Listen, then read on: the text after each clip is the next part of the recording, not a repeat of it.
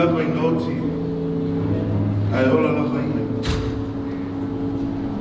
Tangata ola uma, o e whātua tua mai ki a te au. Leo ti lava e o ni whāwhau. Wā e le iso la tau, e ola mo ia lava. Leo ti foi se tasi mo ia lava. Wā whai tātou te ola, tātou te ola mo le li. E a whai e oti mo le li, mo le nei. Be ola be oti tātou, tangata lavo le li tātou. Wā o le mea lava leo mo ma li wai ke riso. O wato tu mai ai, o waso e fuai. Ina ia whai o ia mani, ye oti a toa mai ola. Mea le te nofo ai, o le atua le Faalavaau lea. O iau lalo foi a ao le Faalavaau. O nganga oe a mi o tonu o i le ao le atua lea. I le toi o foi a ti la tau se mea ti ngā. A ua pei la tau e woti le manatu e va lea. Palo la tu whama vai e pei o se o la tau malaya. A toa malo la tu malanga ese atu. E pei o lo la tu whao matia e pei tai. O iai la tau lo la tau manuia. E le malaya e le oti po le ola. O a ngelu po ali. O e malolosi. O me nei ono po. O mea tali. Bo le mawalunga. Bo le loto. Bo se tasi mea na whaia. Le mawhaia ia mea o na whate e se ina mai tātou. I le alofo le atua o lo tātou li. Iesu ke riso. Amui e whano noa. Wa e wha mawhana whanaina i tātou. Aua le atua tu vale o tau loto. Iau tau whātua tua i le tua. Ia whātua tua mai fōi i a te au. Te le mea no whai le mauta o te mā. Ia whāwhataia le atua le te mā o lo tātua li o Iesu ke riso. Le na whānau fō wina i tātou. Ono lo nā alofa tele. Ina ia iu le whā moe moe mola. I le toi tu mai o Iesu ke riso. Na ie woti. Ia iu le tofi le bala. Le eise le anga o iau. Lau suma te tai, sau inga lau suma toina. Lewa, tau noho te saa le fionga ti a kono. Taefu Niko.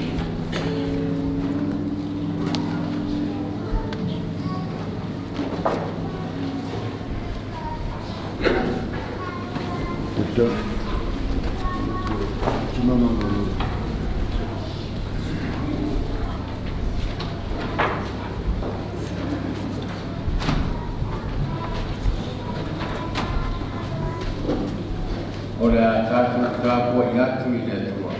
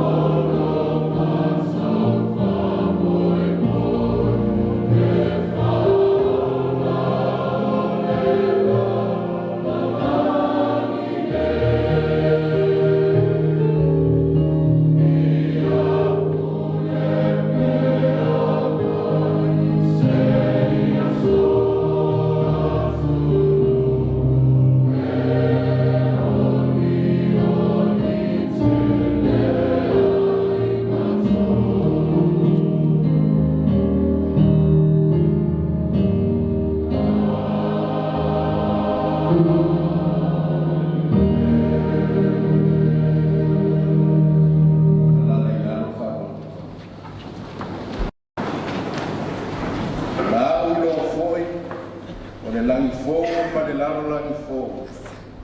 A wāwa mawai atu le ulua I langi, ma le ulua I lalo langi.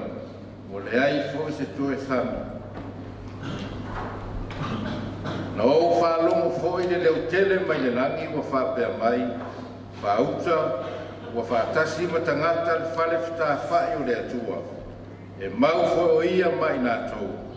E whai fō I nā tōu mononu. E ia te I nā tōu le atua lava. Lo nā tōu atua ia, te o tātou stana.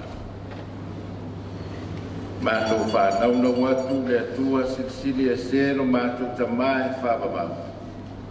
Loa nganga whamawhana whana, loa nganga whamalusi au. Mā futa mai tā pena whale nganga o mātou tangata tāpua I uma. Toi sau ninga o lawa ona ti a kono. Taefu Niko. A mawhana whanai nai o mātou loto. Mai mātou uma. A mātou mafuta ai. Toi sau ninga o lawa ona. Na ia I mea uma le vi inga o lo suafa lo mātou tama. Na mātou titaro lea. Na lafa I o suafa Yesu wala awa tuai. Amen. Watu le manoa nei mo male Alofa o tātou pale. Mateo, ia ma mea Alofa, koe na mai numa nei.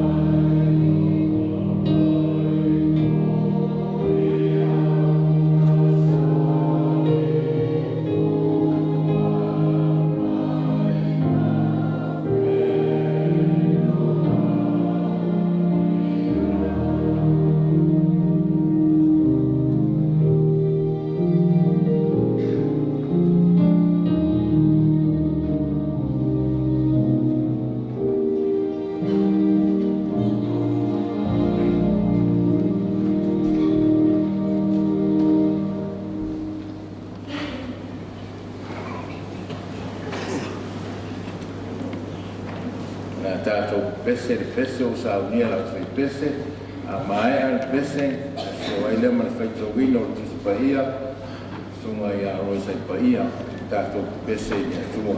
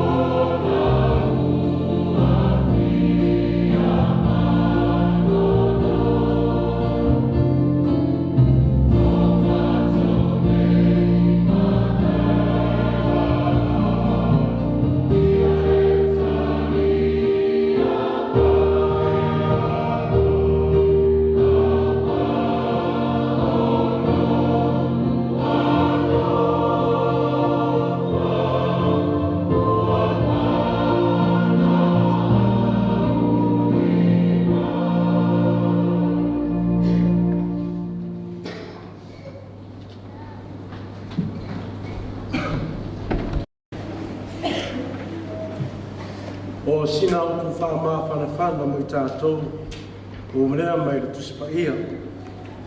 Mai le whenga tuai, le tusi a iopu mo tāpu mua mua. O rea o whaitawina, le whaiapu sikunu ma le valu, se ia whaangata I le whaiapu e lua sikunu ma le tasi.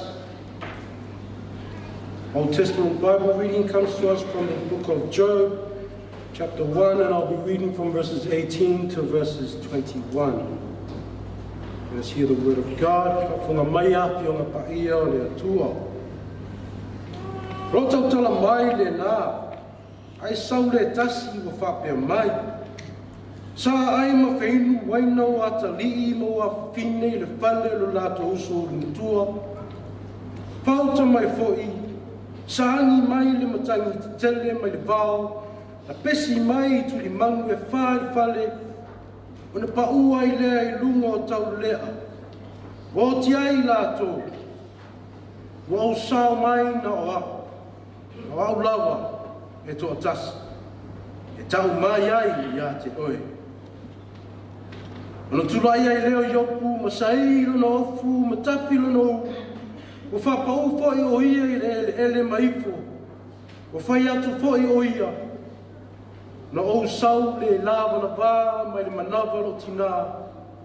Rea o foi atu iai, ua le lava na vā.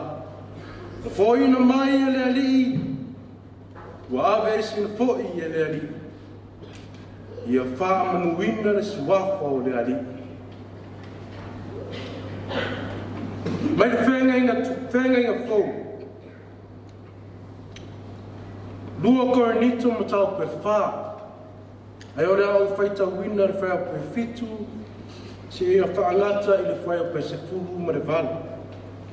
Lua koronito ma tau pe wha, whai pe fitu se ia ore sku ma le valu. 2 Corinthians chapter 4 verses 7 to 18, our New Testament Bible reading. Awa ia te I mātou le nei oa I hipu o mea, ne ia le atua le matua tele o le manu. Ai le mai ia te I mātou. Ua puapua ngā tia I mātou I mea uma, ai le wha atu valeina, ua whememe ai le matua whememe ai, ua sawa aina, ai le tuu lafo aina, ua lafo tuina I lalo, ai le whanu. Olo tau ave le tino le au noa, le pasio tio le ali o Yesu. Mi e whaalia foi le soi fua o Yesu I o mātou tino. Wao I mātou nei o lo ola, wa tui nātu pēr lava I le oti o no Yesu, ne ia whaalia foi, le soi fua Yesu I o mātou tino au mawale. O le nei, o ngā lue le oti I te tonu ia te I mātou, a o le ola I te tonu ia te outou. O lo ia te I mātou lea lava nganga whātuatua. Pei ona tusia, o whātuatua o le mea lea na o tau tālatu ai. O I mātou foi ua mātou whātuatua o le mea lea ua mātou tau tālatu ai. Ua I loa I mātou. O ia na toi whātuina le ali o Yesu, e toi whātutu foi, e ia I mātou ia Yesu. Mau mai mātou whātasi mai o mātou I ona luma. O wāona o tau o mea uma ina ia whātele ai le vi inga I le atua, e le whāwhetai o tō tele. Ona le alofa tu noa o matua tele. O le mea lea, mātou te le whāwaiwai ai. Awa e ui lava ina tau wau ina umalo mātou te lata I whafo, ua whafo wina le I te tonu, I le aso, ma le aso. Awa alo mātou pupua ngā mā masingia, ma le vave mawai e saunia ai mo I mātou, le mamafo le mamalu whakavau, e motua siri e se fo. Lo mātou le mana tunatu I meo vaaia, ao mele vaaia. Awa o meo vaaia, e ngata maia, ao mele vaaia, e whakavauia. Just for those non-Samoan speaking within us today, Job chapter 1, verses 18 to 21.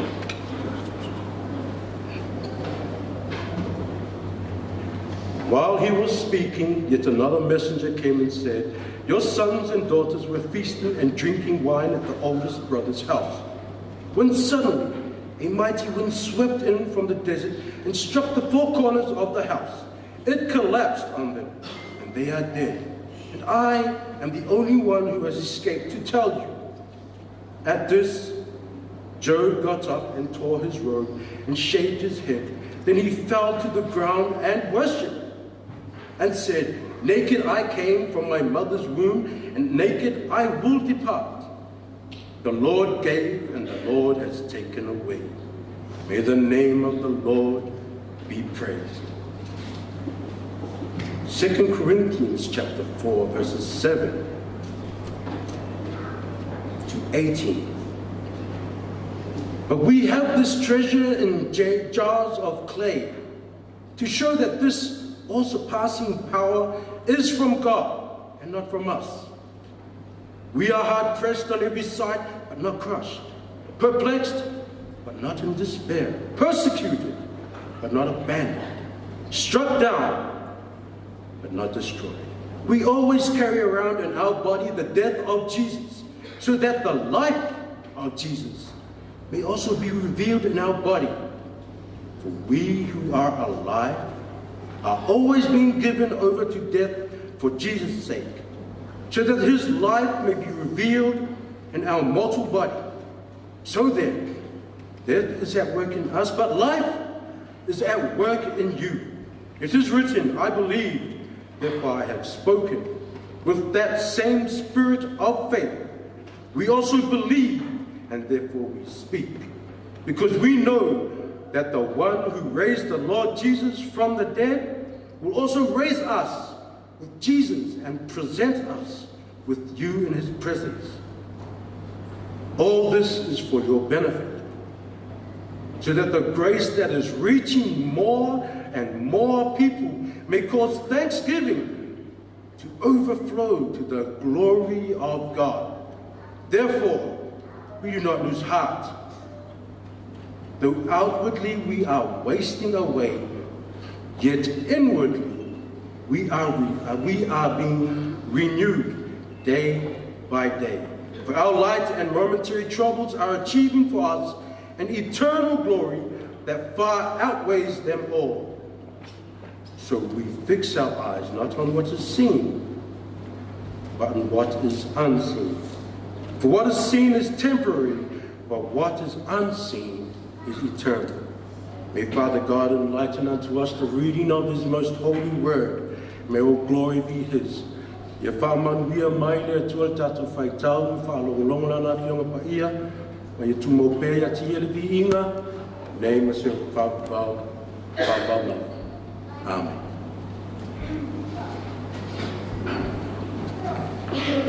Tātou toi pese i lea tua ni pese, Maia pese na so ai lea muli maua peo na whata oto mai ni whasolonga o Saulinga, muli mau mua lasi so ai mo whonga, i ai whai ni sunga i whaite au, hata nei nea ngā kore ata whaitua, a maia muli mau, kia mo so ai lea mo tātou tā sanga la Saunia, whaite au ia ni sefa i wale, a tātou pese i lea tua ni pese o Saunia na pese.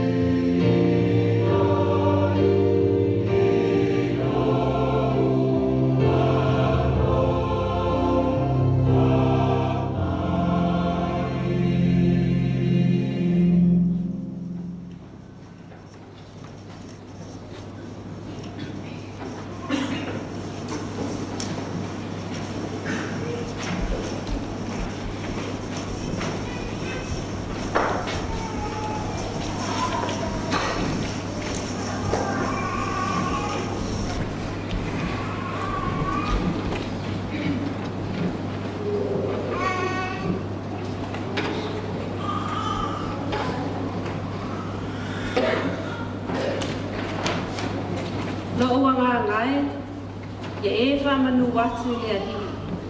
O lea o mawhoi o te tonu ia te au, ia whamanu I lona suafa pa ia.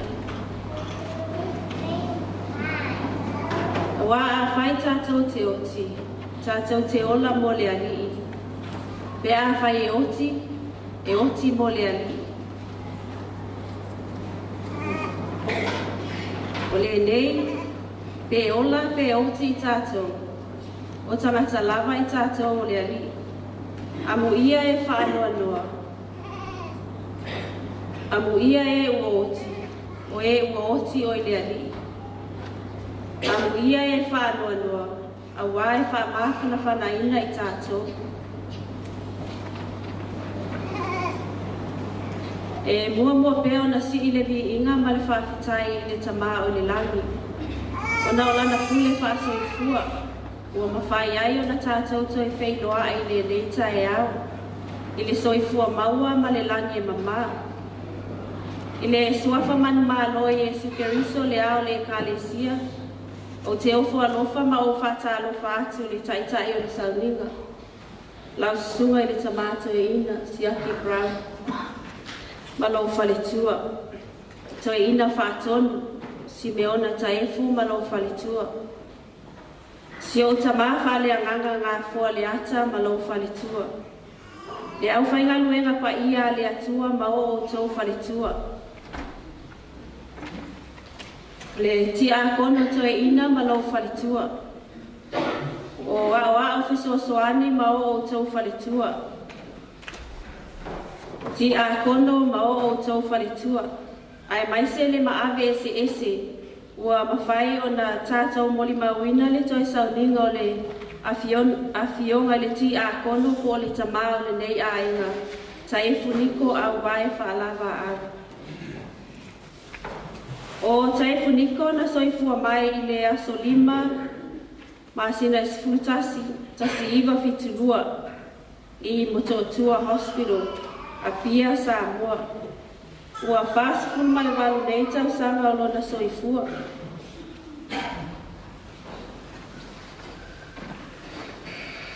O na tua a, o lua ma Auvae.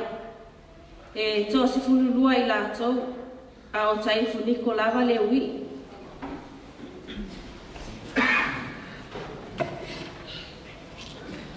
O le a o le toi moli mau I le o langa o le tamao le a inga. Mai Samoa se ia o mai New Zealand.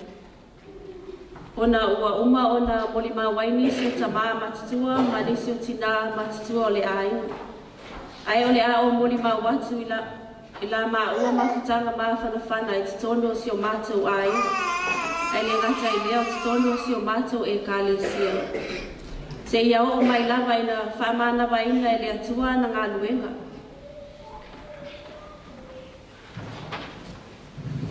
O Taefu Niko, poli tamao le ainga na whamana waina e le atua na ngā luenga. Ai o loo ngā lue pēa I titonu o le e kālesia. E toa 5 le maa whanau. O le ulu matua o sui. Lua o nio. Lona tolu o Jaden. Lona 4 o Nick Jr. Lona 5 o Xavier. O whanau e toa tolu. E lua teine tasi le tama. E matua Penelope. Lona 2 Elmira. Ma Nico Jr. Sa o fai poipo atu ia Taefu Niko I le aso sifuru whama sina sifuru lua fesifuru maleiva. Papa ia na maa ua tofiti a kono I le aso sifuru 5 ma sina sifuru lua fesifuru iva. Whamana waiuna I le atua na ngā luenga I le aso mua ma sina 5 lua sifuru maritasi I le itu lai valu. I Nepean Hospital. I te tono o le mātou ainga. O te whai mea whaanongo lava ia Taefu Niko. O se tamā e loto alofa.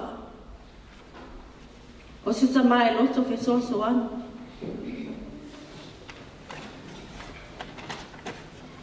O Taefu Niko o lo vai a o le tonu se mato ai.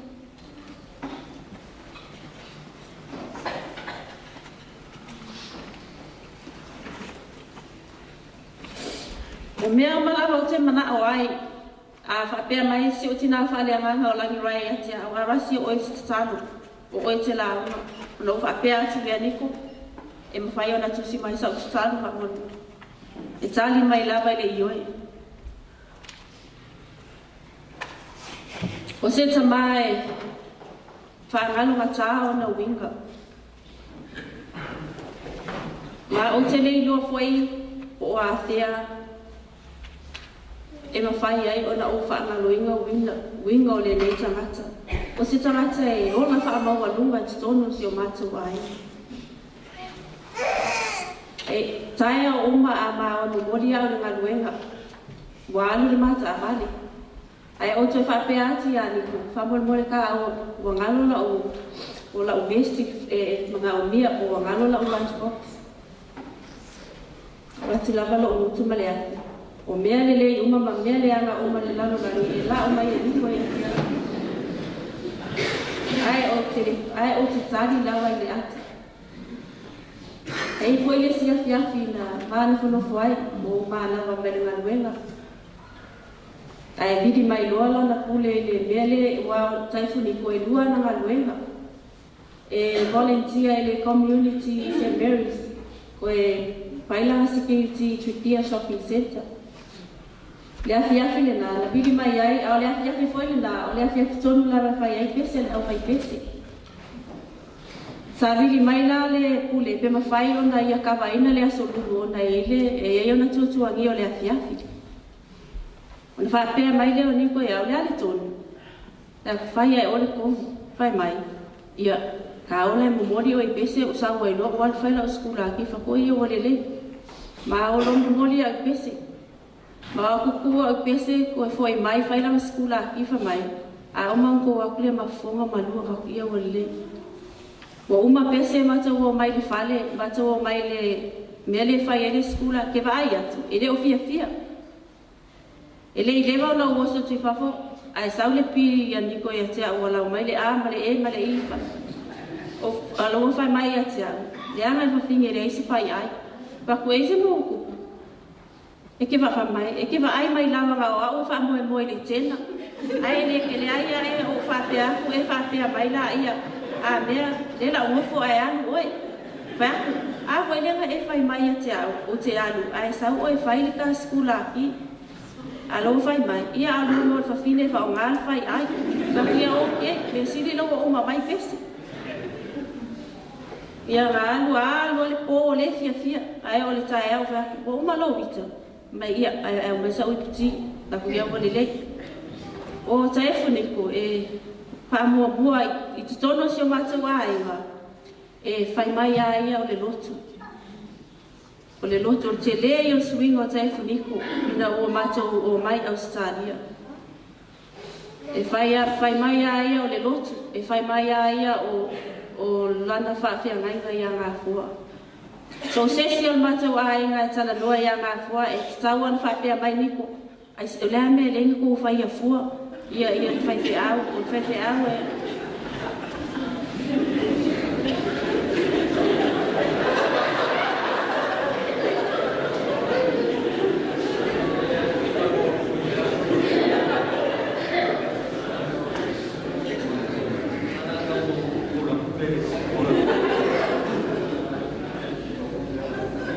o Taefu Niko malona o langa o se tangata e ese le fia i le au fai pese.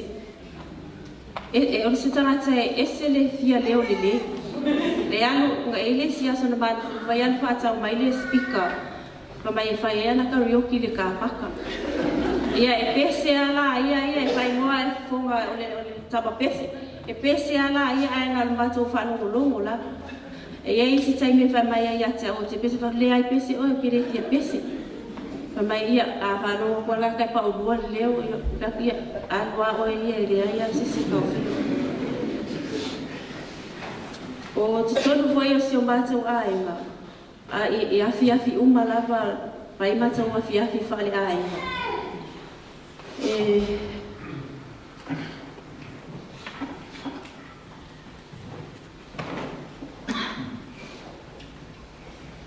Esse ele fia o Taefu. Vai mata o lotu. Esse ele fia faz talo se afana. A vai mata o afi fale ai. Vai tauli tu spaia, uma vai tauli tu spaia. Vai facilia le a uma sai tamati. Ai a vai la facilia le a uma sa. E vai mo. O le tamati te mo e sa facilia lima. O le fa kauna ka kanu PS4. Ia a sa o la facilia lima ka makiki fa mai le kaya wa kuno kanu PS4. Tiu nei tamati fa atali le ai ma se me. Esse ele fia uma lona fai le tu fai tauli tu spaia fai facili ia ona fai lola ia le talo e fa talo mai a mira talo savior and j fa solo mai atia ai fai o ia mata o fia fale ai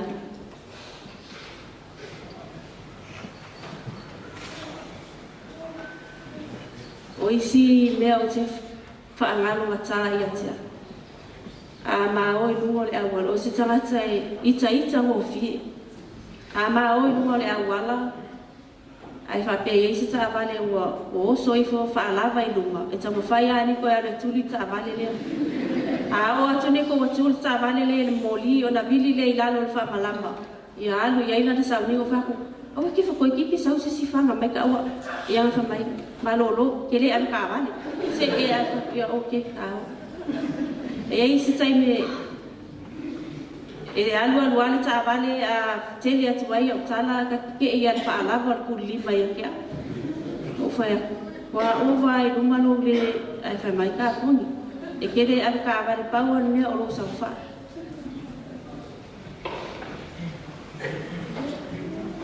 o se tarata e fa ngalo ta o na wi o se tarata e lotu alofa Kule lava le tupe toi le atoa Taefu ai se sa o fia mana o mea se sosoane. E ave ai pe lima ta la, lua ta la, se furu ta la, e fo wa ai mal loto mali.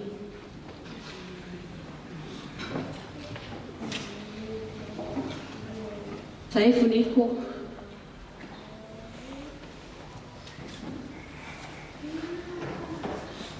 Pa fitai mo mea lele uma. Saya fai moa, o sono a sua tantoa.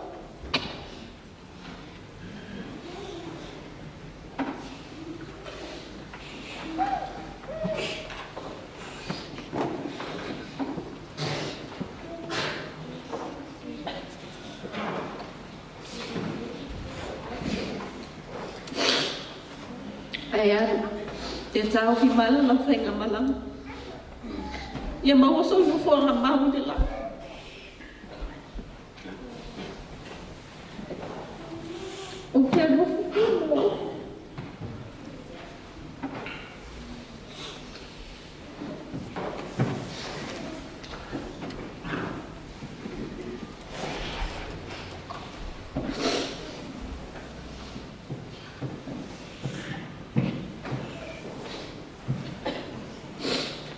Vai o atu mo ni mau e de mato pis se vai ao toi ma falo la vai se o ai mai o su mato pis Niko lo tu fa do mai la va de lo si fu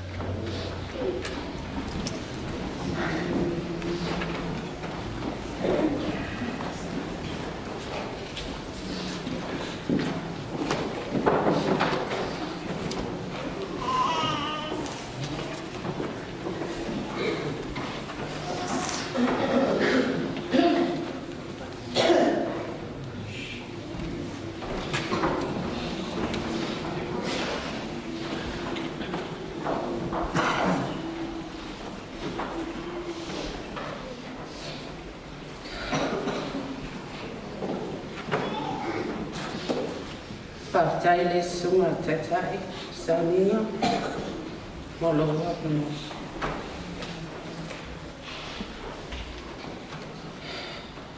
Eui o se avanoa e tana tā o loto e tātou te le whinau i le whinangalo o le atua. O le nei a whai ua ia ke riso se tasi o le tangata whauia. Wa whano nei le ata o le fitu nai ta. Ma ua whaautu i te whainangi manua le afiafi. Awa ua langona le leo i rama.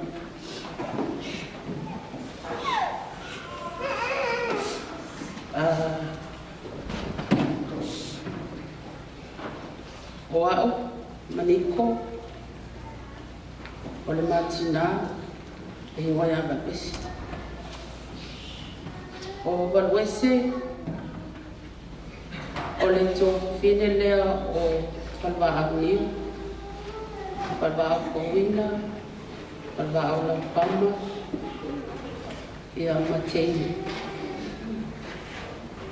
E tō lua i maua, e matua e lei titini.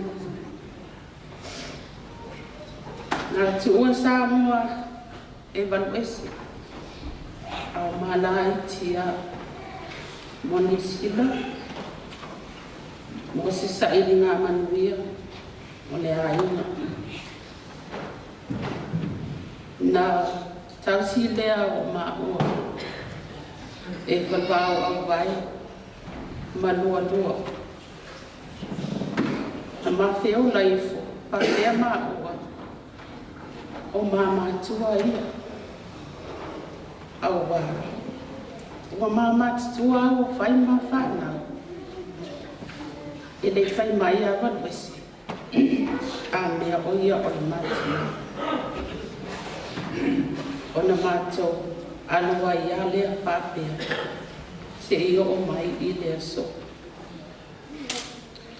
E ele taimi, mata mai nei ia.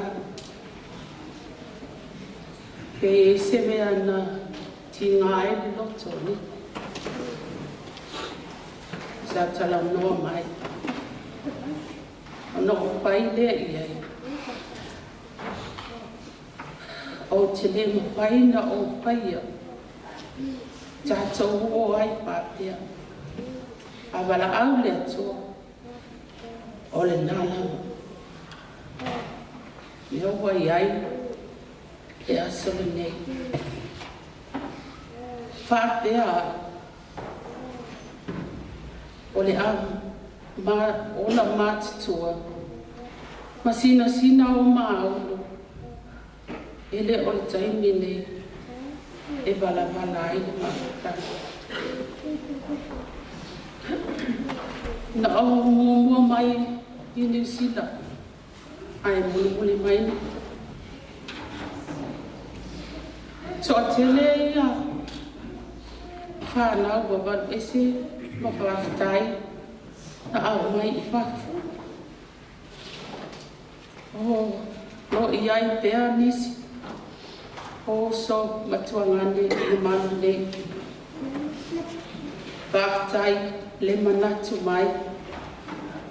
I le aso Niko. Whaftai le Alofa. Whaftai le whalau mai.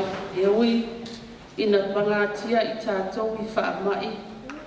Mamala whale nā turo leo. Ai ua whaawanoa taimi. E awai mai ai.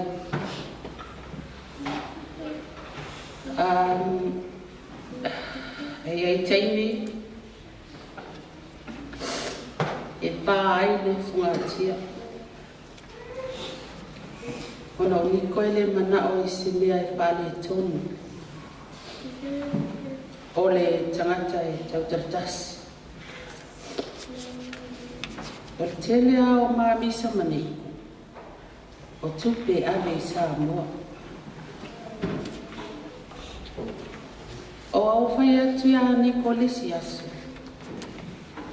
Wale i sau tupe, o te le tutongi le vai asu le. Ai a maua sau tupe, na ave lea. O le tali a Niko, o fonga, ele o New Zealand, o Australia, lo fasina mangu. O Samoa, o lo fasina mangu. Ele aso e tasi, e man le manao e misi, ai a ale fo, e le stava inea e ale.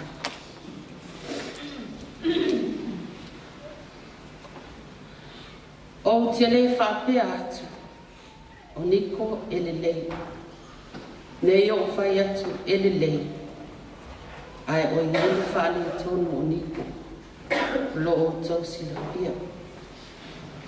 E iai fo i ona vai no e leona lei.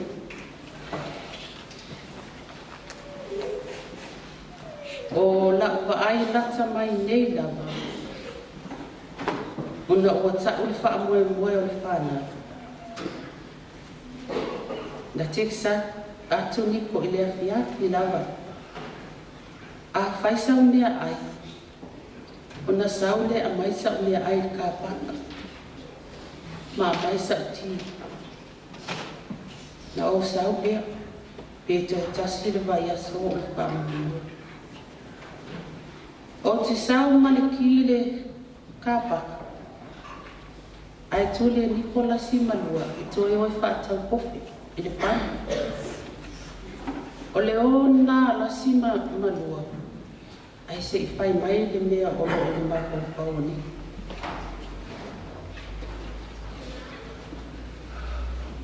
Na o tali atu iai. E le onge male e le onge le atua i le tamao ai. O lo tuli vai atu i le atua. I le vai vai, i le mativa, ma le whātau wa. Sa whai le whaamoi moe. Na maua lava i le TV, le pese a Niko. Ai, o lau wa ai le pōlea. Ina ua tufa mai le mea ai, sa maa ai whātasi. O loo iei le Nofo e awa noa i le wā o lasi, ma le tua whine o le matou ai. O na tuu o te le Nofo ai. Ai o savali atu, ai whai mai o te Nofo i le Nofo lea. No Nofo ai lea. Pe mai le fisile a Niko, are you happy? I said yes. Pātai i le atua, ai awane i ia le tangata. Na o whaatai atu i ai, mō mea uma. Ai o wa ai atu, ua tāngi langa Niko. Matanga mai u ulo lima. O whai atu le i ai, whaatai tele langa mō mea uma. Ai le i le wā ai whai mai ua maalihi. Ona whaile ia alasi i se wala au. Nau mai olu tele i lole taimi nau mai ai lasi ma Niko i le whai. O tele o mausi noa. Pe olo na fia fia. Pe na whaatali Niko. Se i whaapa ia le a ino o lua. Ma Steve. Le nei whamoe moe o le vaso ta. Malana tala i leisi asu. O ai atua i aere nei asu. Pai soo, ma tolo soo. I loro tua i a te ia.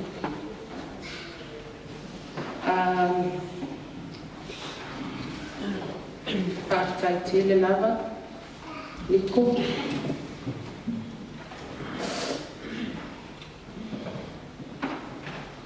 Ua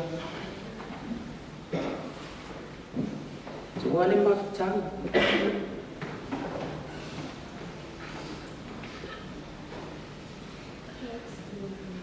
au te tonu o loo to tele le aina. Au ai ele taimina o tawalu esi ai masi. Na tu ole a matou mo i meau. Ele makule tau longolongo. Ele makul fautua. Ele makule titara. Ole tala, o ai e titua ia. O fea o la loa e te fia ulama e fia aia. O lofo i nei, i ni mea o lo iai lo ai. Ma ni mea o lo nofo ai. O leo wa o sta i atu i ati oi. O te nofo. A lea ua e iai.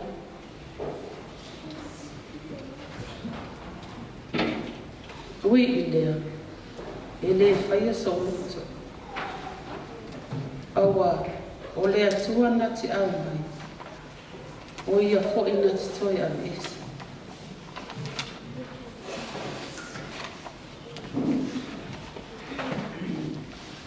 Lo ua ngā ngai, ia e wha amanu atu i lea ni. Lea ni ia lo o tua. E matua siri lava o. E ofu oe i li inga malimata ngofi. Ua o tau li tau wale ni. Ua i ui ati a u tau sinio. Ua o tau fi i le whatu atu. Tau wha oe ni ko li tua ngopi. Tātou wheiloa i pēr. Pe a i u le nei ola. Anu ia le sunga li taitaa. Manuia le auwa ane yaso, manuia le sauninga o na Yesu. Amen.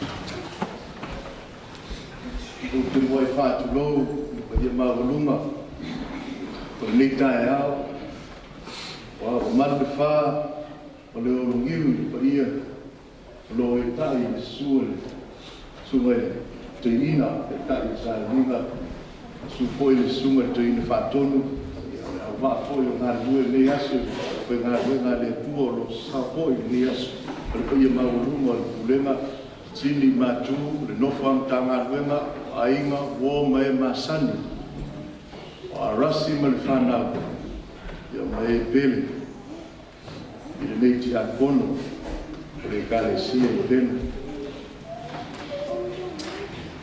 ole sai lino le tofiti akono e tonu le lotu le nei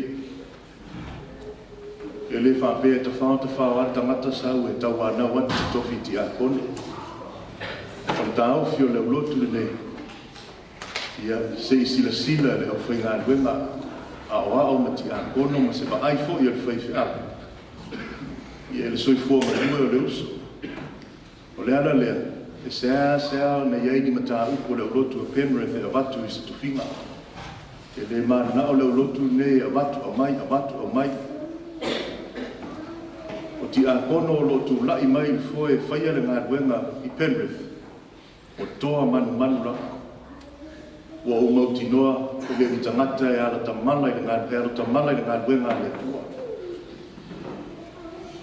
Le wha pēnā fo i le fili ino i ti a kono lea.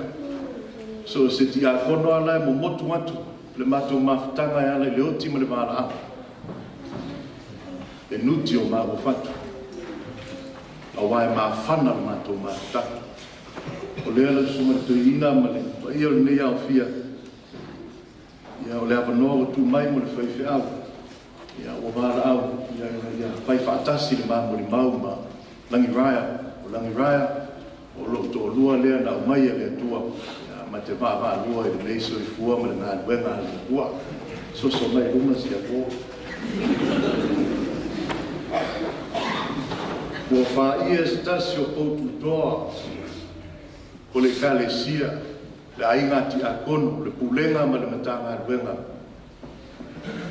O whatita ale le lau moe moe sa whaatu hai tumu iai le ainga ti a kono ma le pa ia o ainga.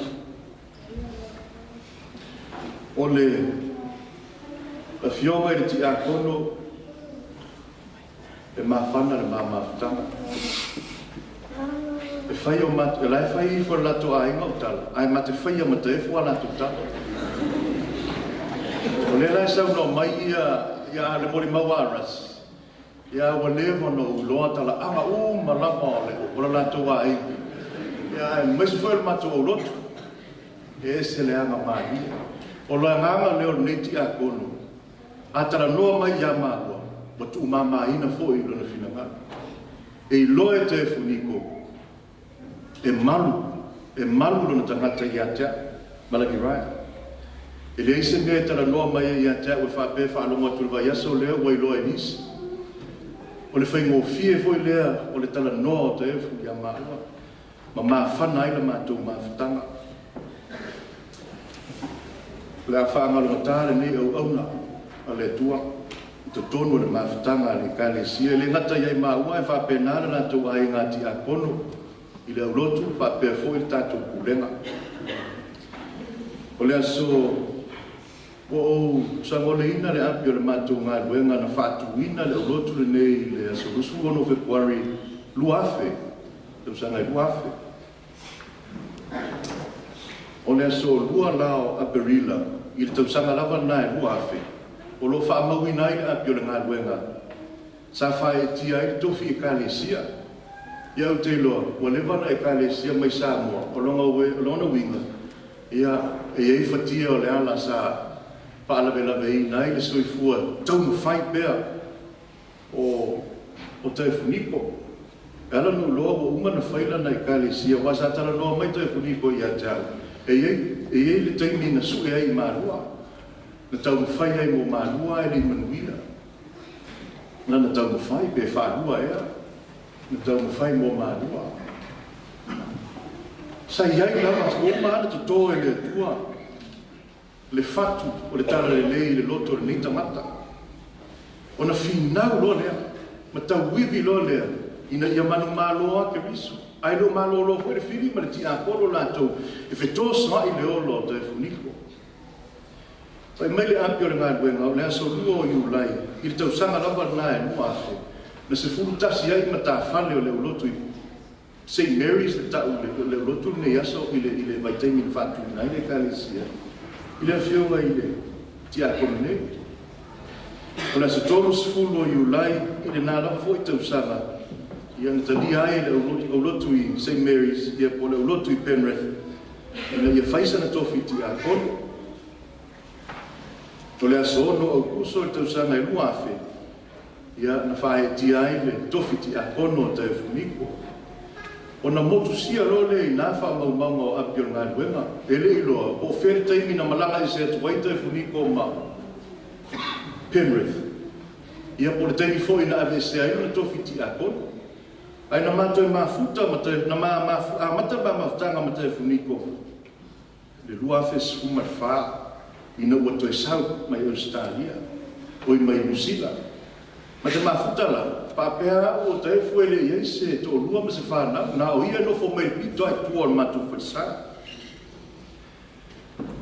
A o harua i alwa i le mātou whainga, i le mātou whainga lotu, ma le mātou mawhutanga ma Taefu Niko.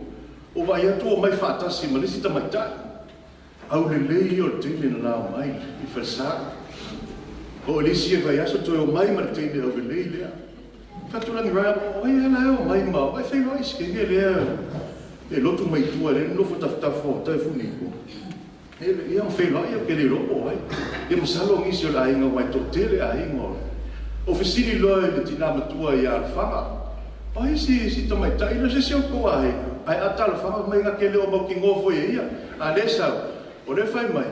Ia o ia o to lua o Taefu Niko. O no matu mafuta lo lea ma arasi o le balona. O le paanga na umai e le tua, la te whaatasi. I le nei ola pupu, ma le le tu mau. Sau arasi e le stangata e sau moso. le stangata e so on si e anga malu ai o moni lana mori ma e ustai ya Taefu Niko o moni foi lana mori ma o se faia oma e fai loa mai ai le finangalo le atua i tonu le lotu i fale o lona aina o le mae leo Taefu Niko i tonu le lotu i fale o lona aina leo tatu whaalomo ai le so o lona mai foi le nai le ngai wenga le atua e le mana o Taefu Niko e whaale tonu se mea pe sasi lana tautua ai iai foi se mea umatuloa lia matu whai ngā tausala po ani sa ngā tupe ala ulotu e whai e tā ape uma le ulotu a o loa loa Nofo mai Taefu e ile mea le fia tala noa mai Taefu ia tea i ona fofola mai loa leo mea le fia fiai ma tangata i le fia fiai ma ai whahiua i le whaupunga Taefu Niko e whapea o te ofo i le lea au i loa lava e tangata le alofa o le atua mo i lato ai a ova ai o i whare pinko ma ova ai le whaharu o tupe isi mea e mtautia ia o nou whaloto tele a lea ia Taefu ia ma mātaratara noa i pēr ma ta aptal ti a kono ia ai le whaia nao na ti a kono a walo sei tia i meo tu la fono whaal malo o le ngalue sa iai mai le lua fesu mal fa sa fa se e tua malu o no tu langa o le tu la fono le whainga malo sa ria musila ai le fa pēr na pa ua le tautua na ngalue fa mata fale le taku e tātou o le mata fale fesoasoani a le tautua o Taefu Niko e pēia o le tautua le mata fale ua lewa o lotu ma oti lava i tonu le lotu i Penrith e le ngata i le tautua i mea tustusia ma saonga ma sue ngā tupe ai wha pēnā le i loa o lona tino i so se mea lava e whai e iai lava Taefu Niko e awai i mea ma lava e whai e le lotu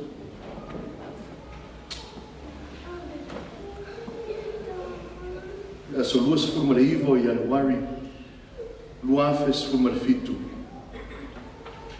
na whaau i lol ma tā whale no sau tala nori to ina ma le mafta ngā whaife au e iai le uso lo mātou ngā rue o leo o savalia le tolu tau sanga o tau tua wha am tā whale fisosoani ia po le asa finangalo e ma whai o na whai o fia whaini o na tofi a lo sei tia i tu la fono al malo ta lia le to ina pa auru na tā whale le aso luas fuivo Januari luafes fuma le fitu a tolu nei o tau sama o tau tua pea pa tau anau pea pe o na sau no Faalavaau uina ma Faalavaau Niko i le po na po o le matou ngā ruenga tele lea sa whai a Taefu Niko ina ia whai poipo ono le nau se i toi whaau ana na tau whaile na ia i mārua ia matou finga o le kalesia ina ia pai iai ono le matou fia i lona soifua galue o le aulotu e tainiu mai fai filifiliga e manao e fai se tofiti a kono a le fai poipo a ona fai a matou palota e faatauanau foi e le aulotu e fai se tofi o Taefu Niko a ua le mafai no o loa ina ua faalogo Niko o folafola le faamalōloga lona lua sauni mafuafua mo le amataga o le tausaga luafe 20 Una saulo leo Niko fai o Taefu Niko fai mai ia le atalia lau manako ma lau tatala o whaalogo mai Niko i lau whaamawaiga o te nguma lava ma te o e malolo le tala lava nā lau lotu fai filifiliga la le finagalo le atua a mātou o mai la avui mau ma te mafofau pe ma te toi fia o mai e te ua tuloa Taefu Niko o le a whai le la whae poipo e manao e whae poipo ai ma te leo e malolo o whaatuku fia i le manatu ma le lamona whai lore la whae poiponga i le asa sfufa o te sema luafe sfulu ma le iwa filifili le au lotu i le asa so ai le asana so ai ina ia maua le tufinga al mātou kulenga e ave ai le asa lua sfulu ma tasi o te sema ta lia mai e siaki ma le uwhainga ruenga o sau loi whamantunga mua lava o Januari pa e tia loa na tofi tia kono alu e longa le mawhaamalo longa. Ua mai a tahpena le usu. O le aso lava na whai ele la whai poiponga. Na utu e whai ti ai o la tofi e kalesia. O le aso se fulu wha o te sema nuafe se fulu maleiva e sa ili lau kalena. O le aso tona. O le aso se fulu wha o le taimi na whai poiponga lea. O le ono le tai au. Na so ma le au leo le kalesia na whaia i le lima le waweau. O le sao ni ngā lotu leo, e pito silio na fia e tefu. O le lotu le au leo. Le ma whaina misi. Na o ia e filo ai to e ina mātua e tāru sia nu. Tāru sia lo na ai. A o tō whaafonga le talo a Taefu Niko. E ta talo ma le ita i tangata e leo mai le lotu le au leo. Lea tu ai e lofa ia i lato. I lo lato le tofu la mona ina o loa lofa ia i lato. O lato Faalavaau lango pe le vai ma le whaapana. Ia lingi ifo loa nganga ia i lato. E matua o te nia e Niko i luma o le atua tangata i leo mai i loto le au leo. Ia leo fai maso e whaapa ia i nai. Ia te la o mafutanga ma arasi. O le mori maula leo arasi ia i tutonu le latou ai. A o le mātou wa ai, wha le kalesia ma lo mātua kori wa ai, wha le whaiwhau.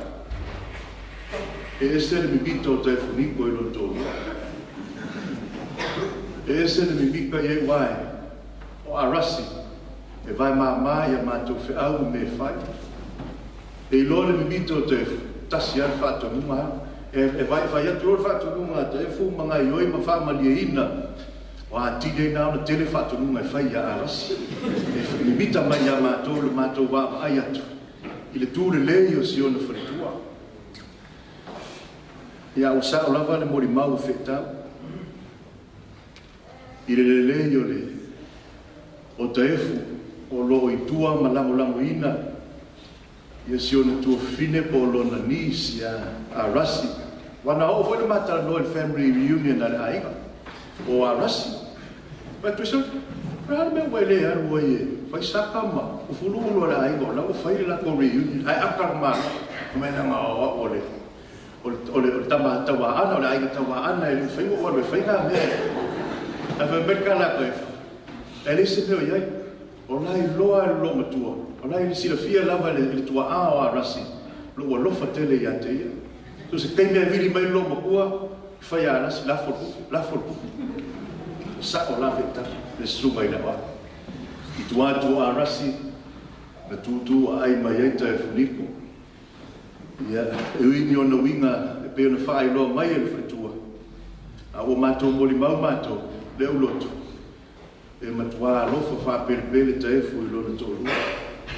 O na winga whaata whai lava ina ia whaali mai ai. O na mitanga i si ona wharitua na o mai e le tua. O le au lotu I Penrith. E whaila na komiti o whiau se peo le kalesia o au. E ila tō komiti o whiau se. O Penrith e eila na komiti o whiau se. O le awhionga ti a kono lea. O lona urua I tō whinga na maua I whainga pārota. O le komiti o atina. Ai oso lo mar whaamai o COVID. Te whewheloa na ia isi komiti o whiua. Ai se e sa o Taefu Niko. Ta milo I whale o le mātou o lutu. E ao ia meo sene atina e o la fonga o alava sa o whanga e whai. O Taefu Niko e ta milo I whaamao popo uma. I ona tūla e tūlei lumo le mātou zumu. E whasila sila o mātou le maa aua le kalesia ma sa o whanga sa whai. Ona whae e lole iai o le komiti lea. O ore o le komiti o whiau SS. Rana o tele au ngā ruenga ia e whai. Ma wha moe ma wha lango iai le ulotu. O le ngā ruenga la le komiti o le whiau SS. I o te tala mai fui sa. A o ma vai atu le soifua o le au auna. Pato a o I loa ai. Ia metotia sa whaia e le komiti o whiau SS. a leo te whawhetai lava i le atua. I lo whaalomo atu i le tōla o lawina o le mā au le kalesia. Ea mai luma. Ea mai luma. Lau mai le sia sa, wa e whaasilinga. Le sia sa, wa e whaasilinga. E o mai le so. O tere i lopo whene me ma waitu pe mato o lotu le whaiele. A ti na e mato e kalesia. Mato si maua. A leo o loi mato o lotu. E an watu i len sang no foi le sunga i le tamato i ina i a Taefu le po na po. Ia matoi whaamanatu mai i le mātaranoanga na po le winga leo ti a koro. E lu nofo i o i maoto o matawhale, mwhaatatanoa matawhale. Ia mata watu i ai le mafu angalo malangatu tu watu 5 suta la. A wata noa Taefu, tu watu se lau ta la, a letara noa Taefu. E lua se lau ta la lo, whaafitai lo Taefu i ti a kui i matawhale. Ia mawhae lo na sa ia mai lisi whale. O le laulau pito i tua o le mātou whare tākua i e le laulau o le komiti o whea OSS. Aso sa uma e nofo ai. O ulo foi ina ua mawai atu lo na sofua.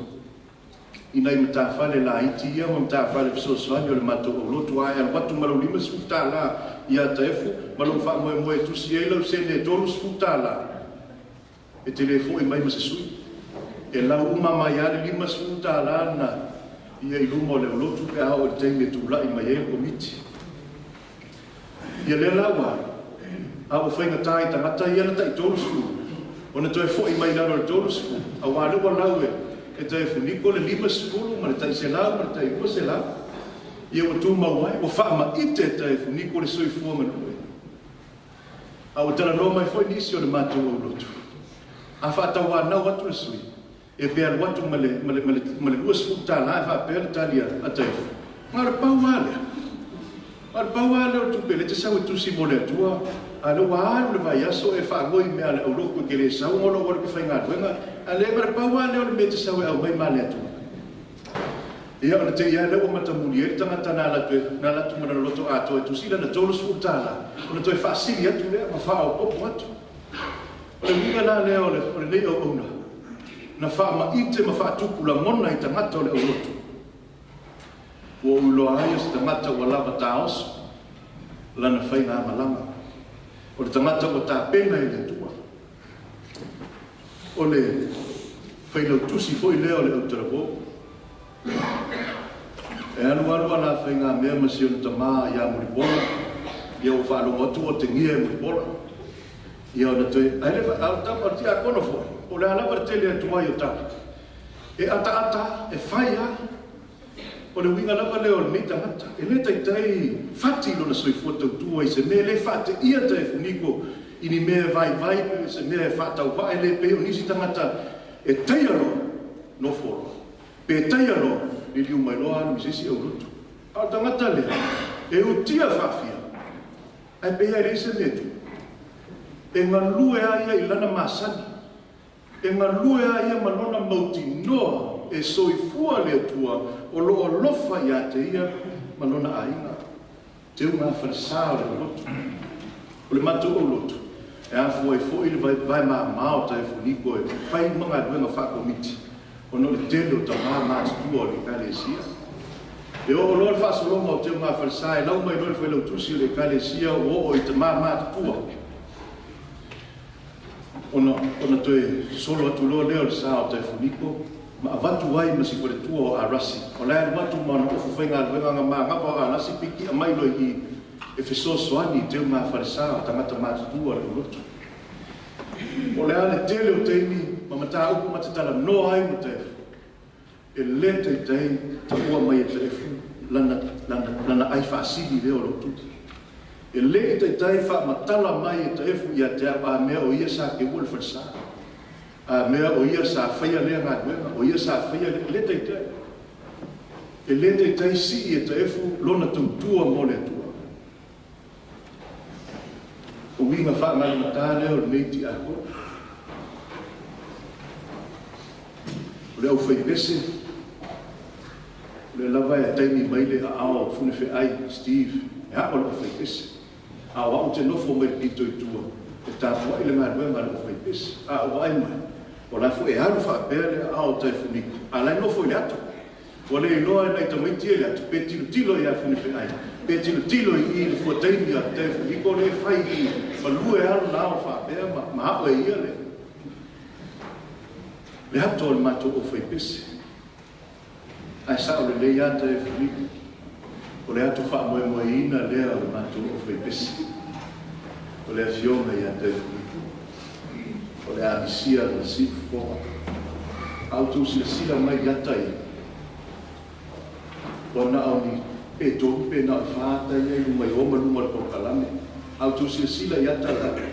E le ai ma se teimi e tuti sila atuai. O kue whaalua mai se ata o Taefu se pelaue. Se tasi. E tofu ale ata ma le pelaue. E fau ale pelaue Taefu Niko. E anatuai e tō luma le zoom ma le ulotu. E whaia na folfola. Pelaue fau ai e sao. Wau ta ua lao mātou kua ngātai e umaloa mātou sao ninga le sua maa o le poto mātou o loto. E whailau kua ngāta komiti ma le laulau.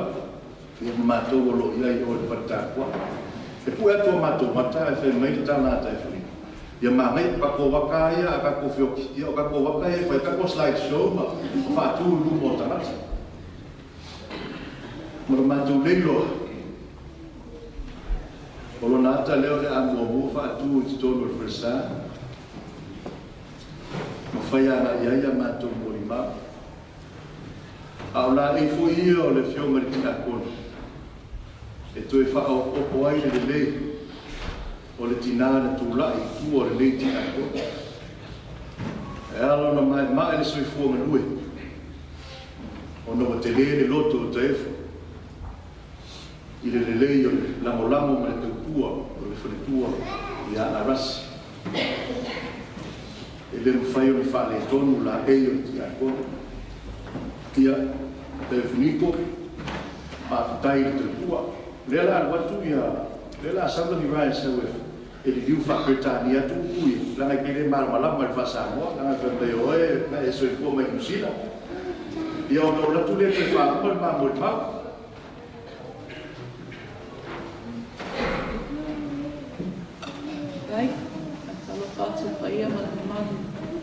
I'd like to read for you a poem by Maya Angelou called When Great Trees Fall. When great trees fall, rocks on distant hills shudder. Lions hunker down in tall grasses and even elephants lumber after safety. When great trees fall in forests, small things recoil into silence, their senses eroded beyond fear. When great souls die, the air around us becomes light, rare, sterile. We breathe briefly, and our eyes briefly see with a hurtful clarity. Our memories suddenly sharpened, examines, gnaws on kind words unsaid, promised walks never taken. Great souls die, and our reality, bound to them, takes leave of us. Our souls dependent upon their nurture now shrink and wizened. Our minds formed and informed by their radiance fall away. We are not so much maddened as reduced to the unutterable ignorance of dark, cold caves. And when great souls die, after a period, peace blooms, slowly and always irregularly. Spaces fill with a kind of soothing electric vibration. Our senses restored, never to be the same, whisper to us, Taefu Niko existed. Taefu Niko Faalavaau existed. We can be and be better, for Taefu Niko Faalavaau Auvae existed. Taefu Niko was a kind and cheerful soul. He had a larger-than-life personality, and his laugh, oh, his laugh. His solemn laugh lights up the darkest room. He was to us an amazing human whose passion for his ministry was infectious. To this very moment, my heart still refuses to accept his departure.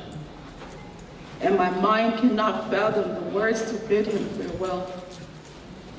He was a giant in his servanthood to God's calling. The Bible provides a detailed job description for what a deacon is. And Taefu not only ticked every box, but circled it, highlighted it, and excelled in it. This was a man who believed with every fiber of his being that serving his God through his church was the least he could do to show gratitude for God's blessings upon him and his family. He and his wife grasped every opportunity to serve with open arms and often did this with no fanfare, never seeking recognition. He was our church's unofficial hype man.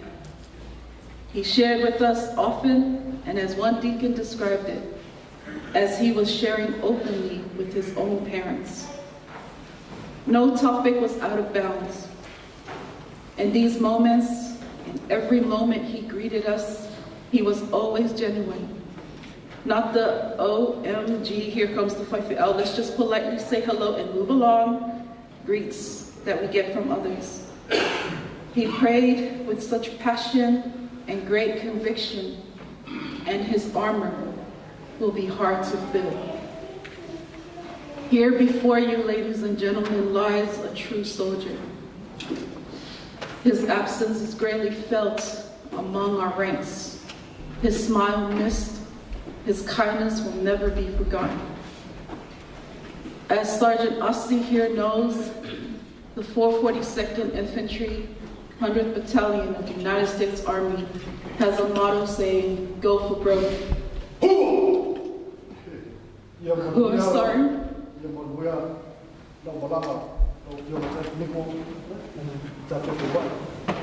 We will meet again. Thank May you rest in peace. Go for broke.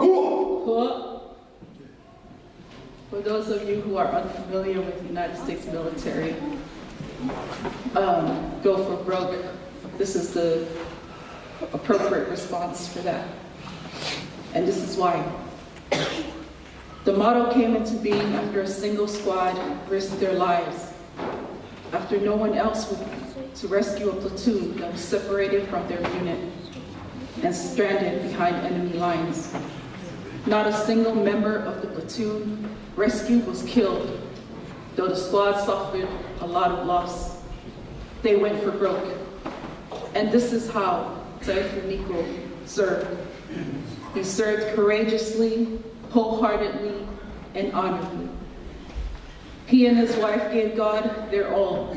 Their eyes were always focused upon God's calling of their lives, and in turn have impacted the lives of others around them. Rest well, soldier. Take your leave and rest. You fought well and courageously, and I can't wait to hear you sound off once again at that final roll call.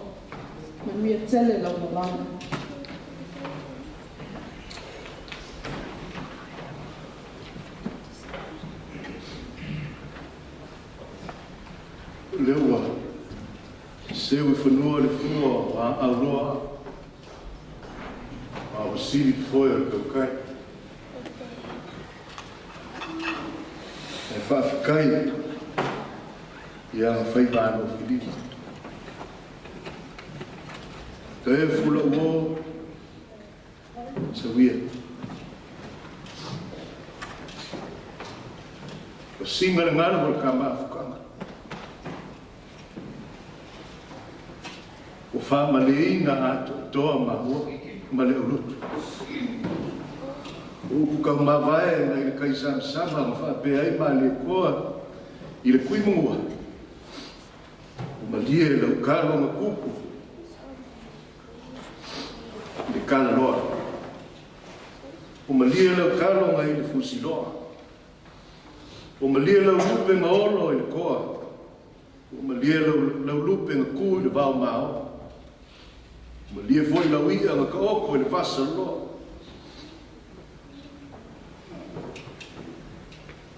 Pafka i Alofa. Ua ma lia lo wanga lei. la o fionga i tia ko soifua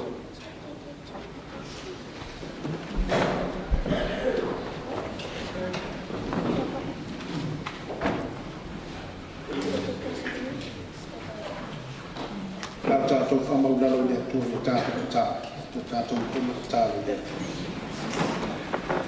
Le atua siri se lo mātou tamā o le whaamabau. Le atua o e o ola a atua ma e uoti.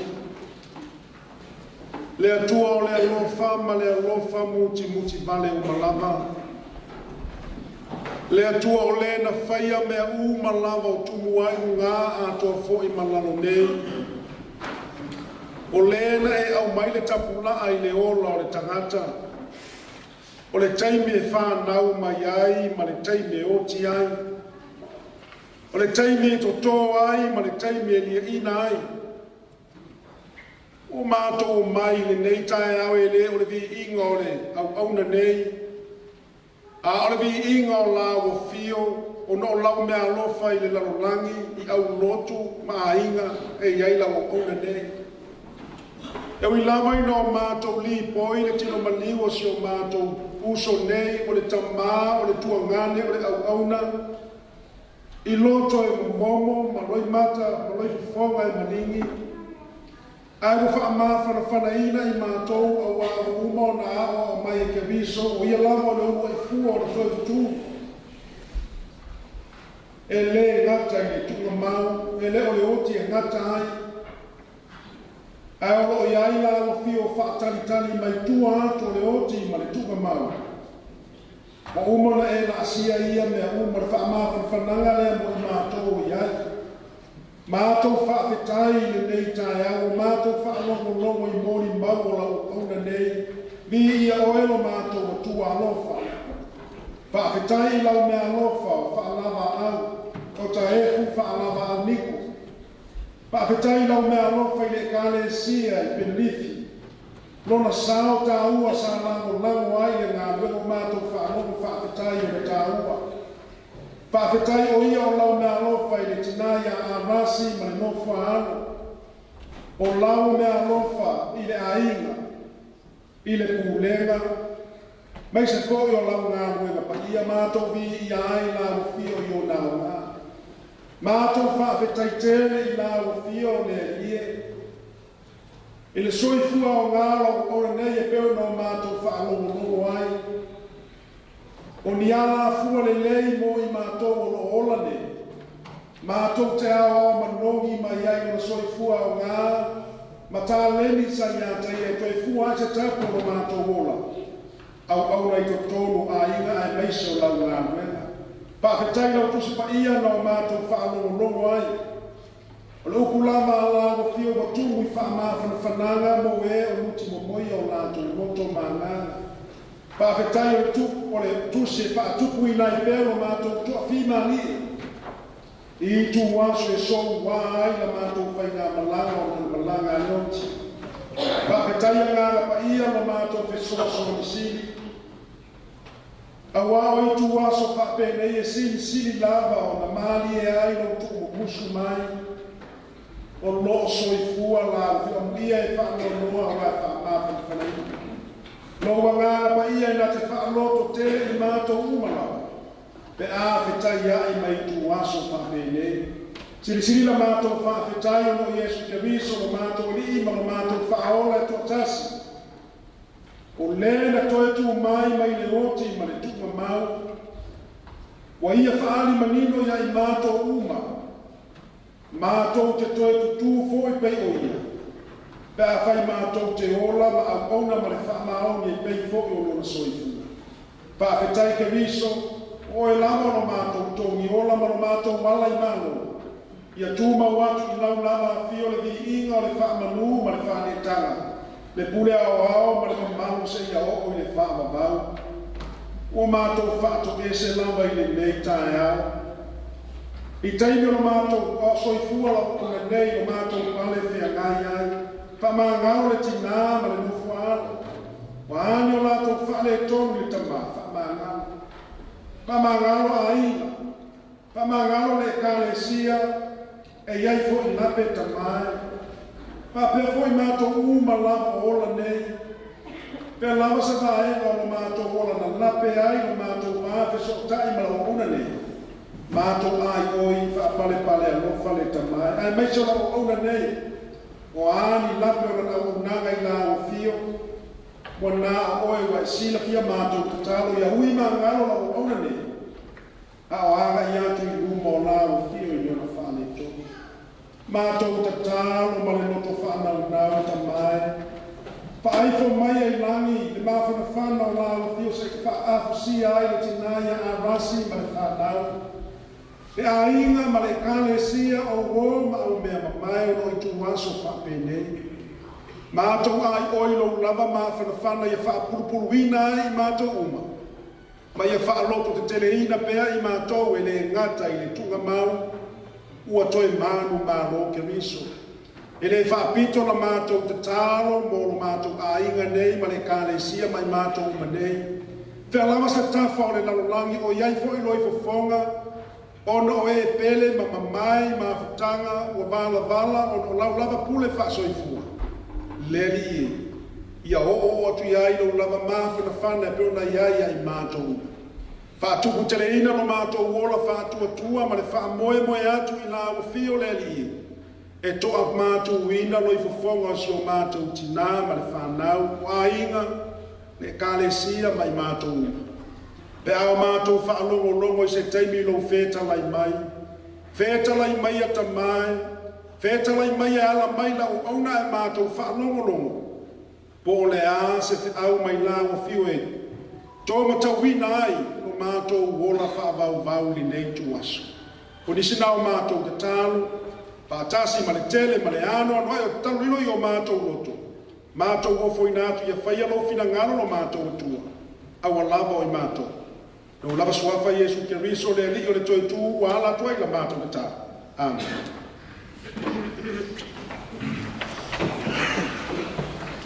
Tātou toi pese I le tu en pese o sao nia le whai pese a mai an pese.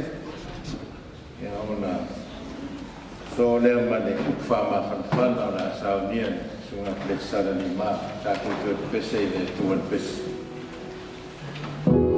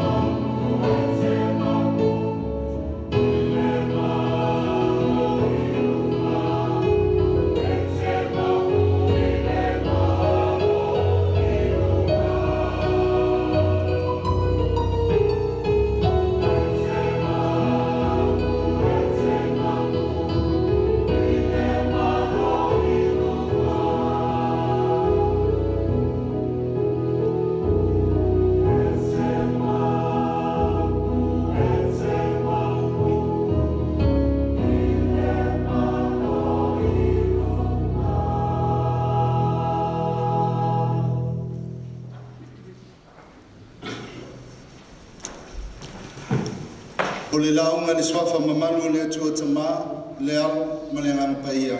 Amene. Nofo ina mai aleli, ua vese ina fo i aleli.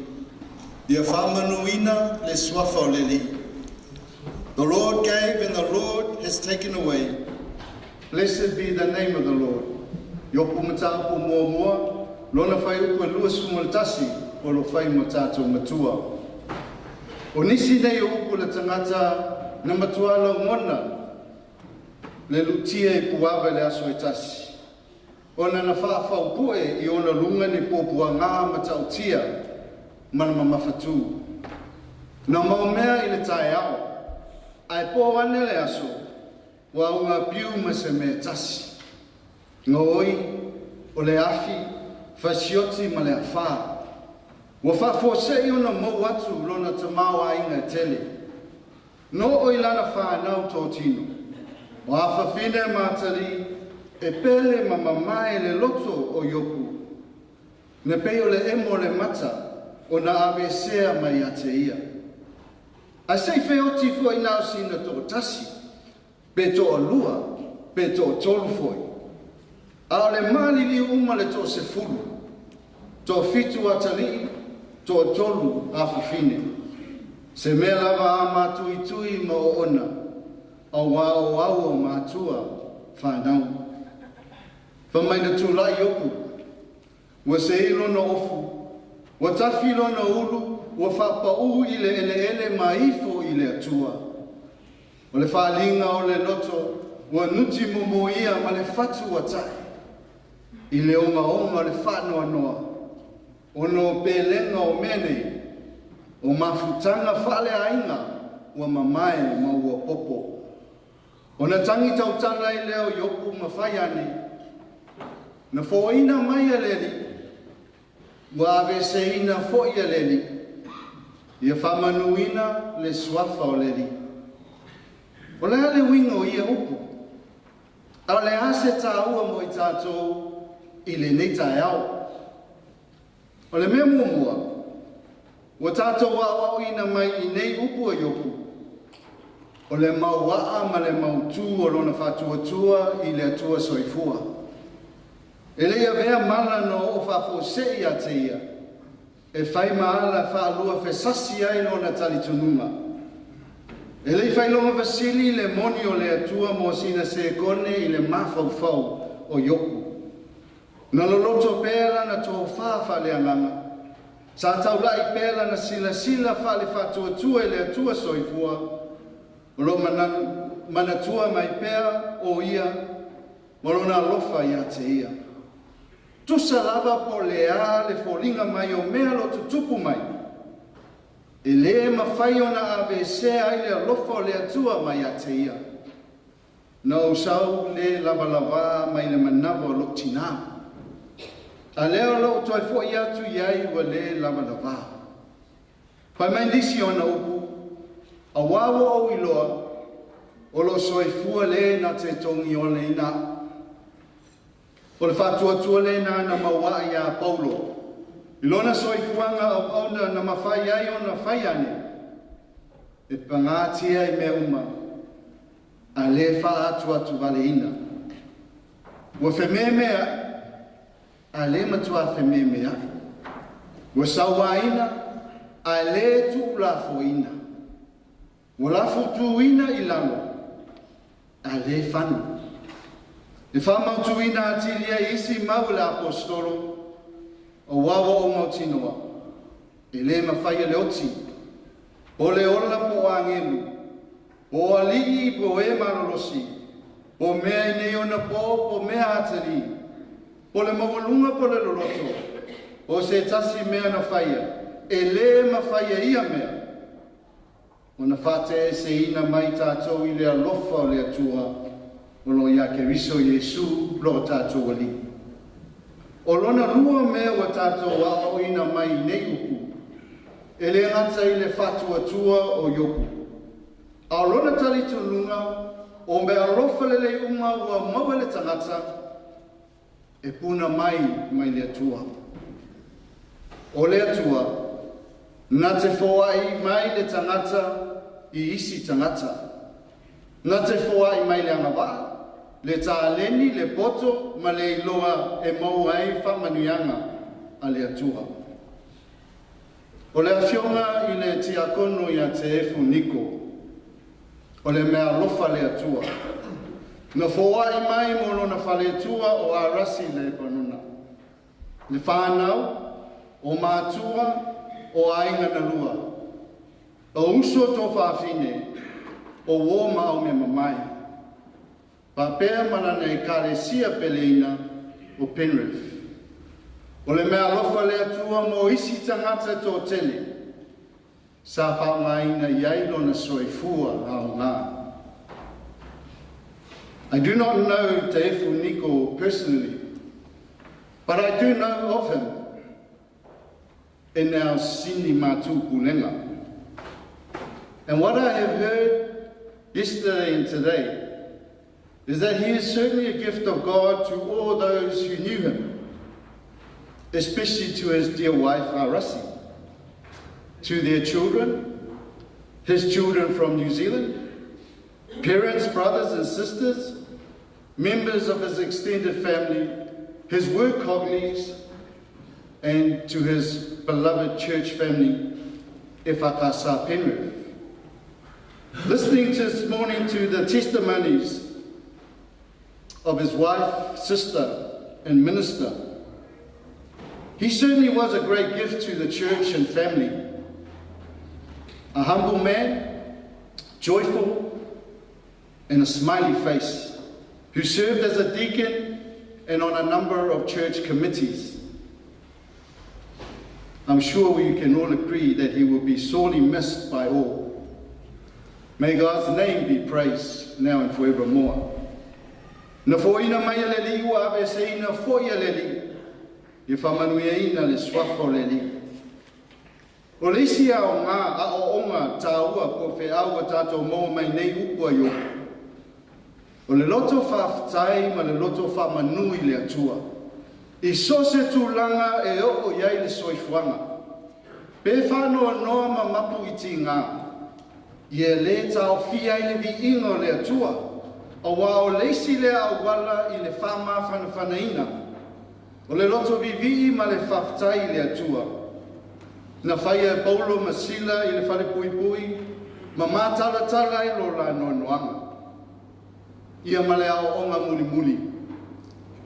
E le I tau waleina yoku le atua I mea na tutupu I lona ainga. O lona winga. E le I tau se inga yoku le atua, I mea uma na tutupu ia te ia.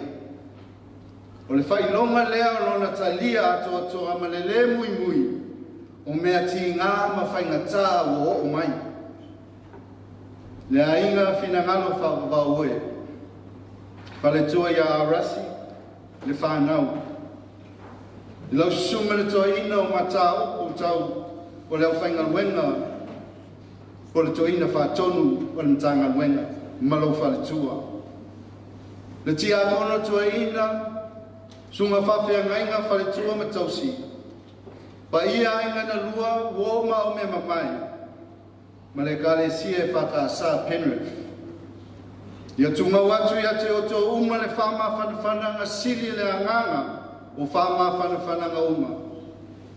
Saunoanga le li toi tū, au le atua tu vale o tau loto, I o tau whatua tua I le atua, whatua tua mai fo'i I atea. E te le mea no nofo ai le maota lo ta mā, o au nei le ala le upumoni ma le ola. Na fo aina mai le li, o ave se ina fo'i le li, I whamanuina le swafo le li. O no Jesu Keriso. Amene.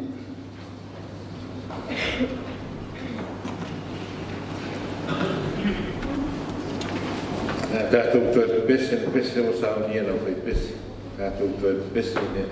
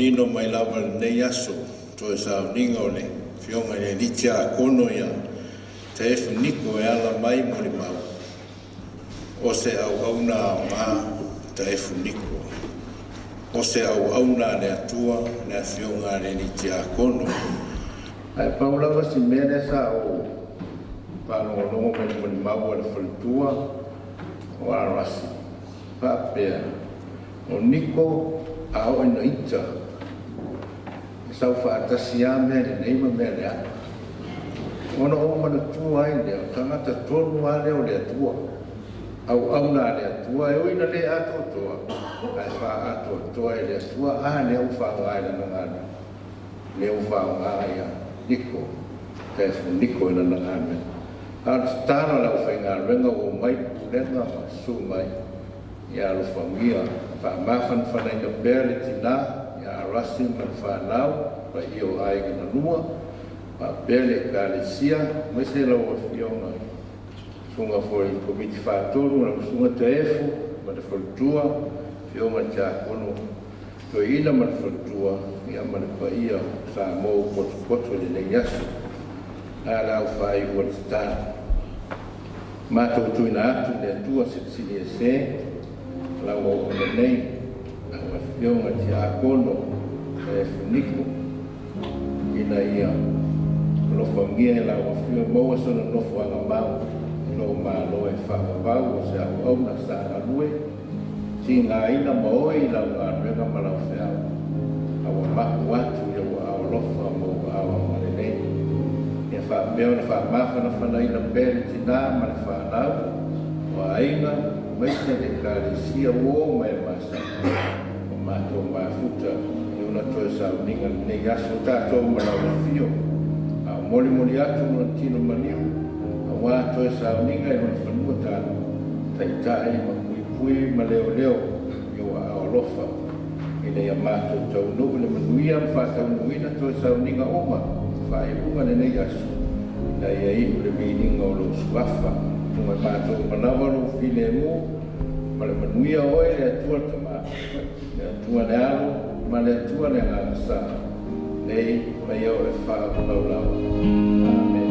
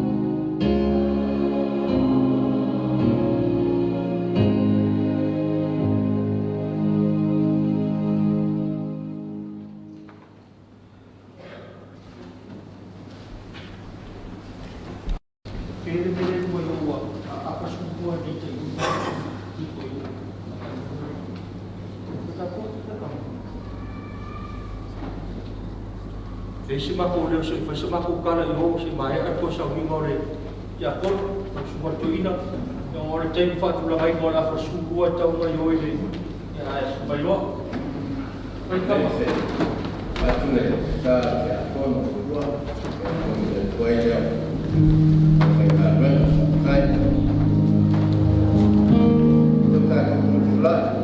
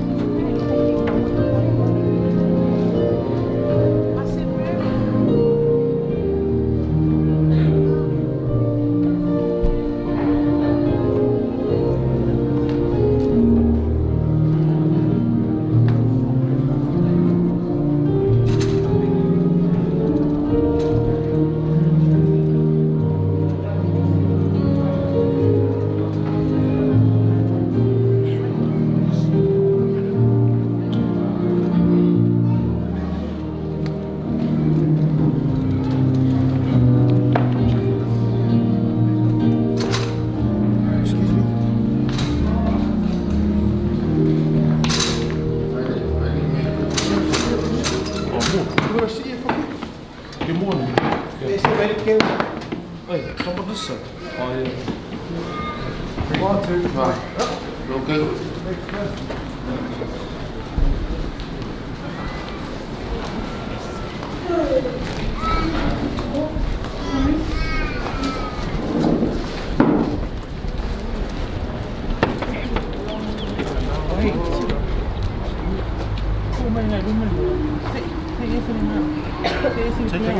Take your flower out.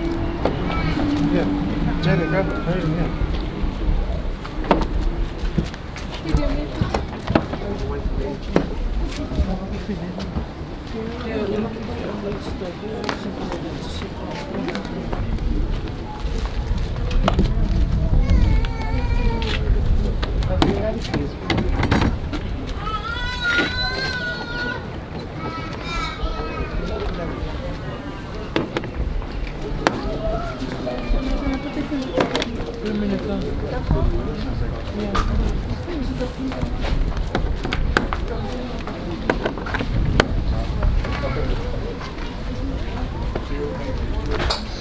You can't put the flower in there, right? No, yeah, bring it in here.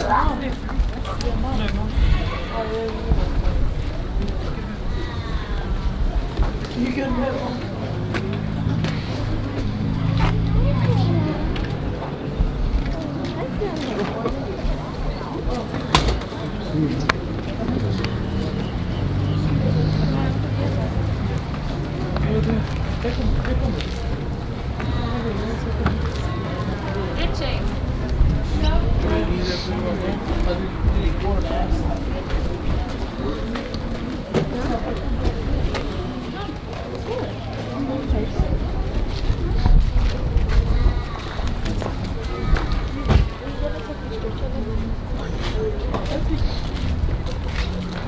Okay.